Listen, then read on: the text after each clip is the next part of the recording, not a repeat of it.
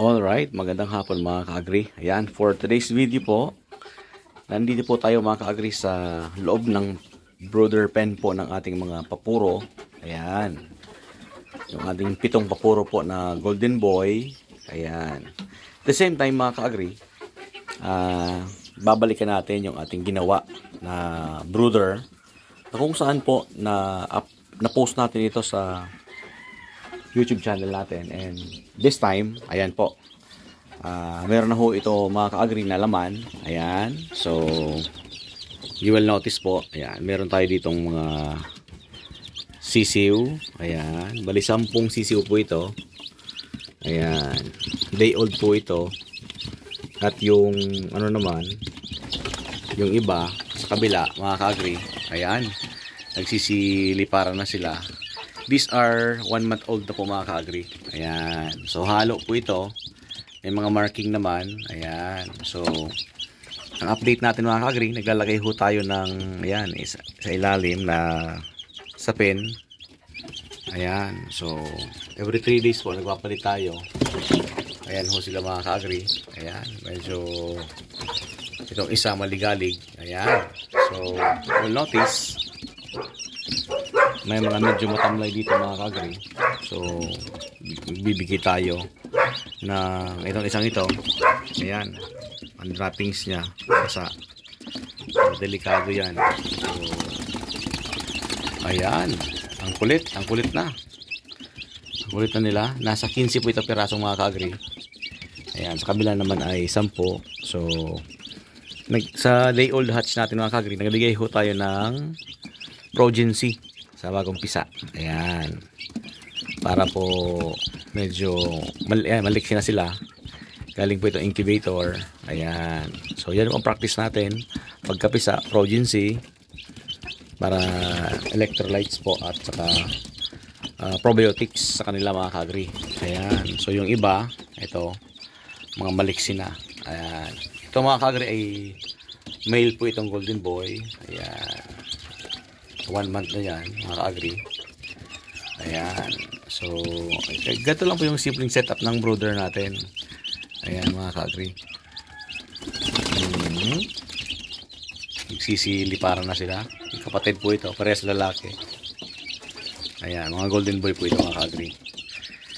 Ayan, at syempre ito ay yan, may plastic ito mga ka-agri. Ayan po. Yung painuman nila, kailangan po parating bago mga ka-agri. Umaga, tanghali, hapon, nagpapalit tayo para we can ensure na malinis po. Ayan. So mamaya magbibigay tayo ng amproxetil para sa protection po. Kasi nakalang araw, panahon ho dito mga ka-agri ay ulan, init na naman. So ayan.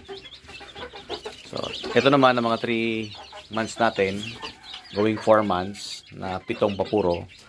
At the same time mga ka-agri ay sila po ay maliriksi na, malalaki na. Ayan. So anong ginawa natin dito? Parehas lang po, probiotics. Pag 3 weeks po to 2 weeks, depende ho sa lugar ninyo mga ka-agri, nagbibigay na ho tayo ng anti-coccidiosis mga ka-agri. Ano po? Anti-coccidiosis 2 weeks po, para yung mga may ipot po na dilaw, pula, green at puti. Ayan, medyo prone na sila mga ka-agri sa fungus po. Ayan, kaya nagkakos po siya ng coccidiosis. Ayan, yung pagkain natin, ayan, may tira pa. Una po, 1 month dito, nagbigay ho tayo ng, ang binibigay po natin ito mga ka-agri ay Thunderbird po. Ayan, Thunderbird po. Chick booster po. Ayan, baby stag. Baby stag booster po. Ayan, pangalawa po, yung kulay pula na. Ayan, 1 month to 4 months. Ayan. Pag 3 months po mga ka-agri, sa akin yung practice ko dito, naglilipat na po ako ng GMP2. Ayan.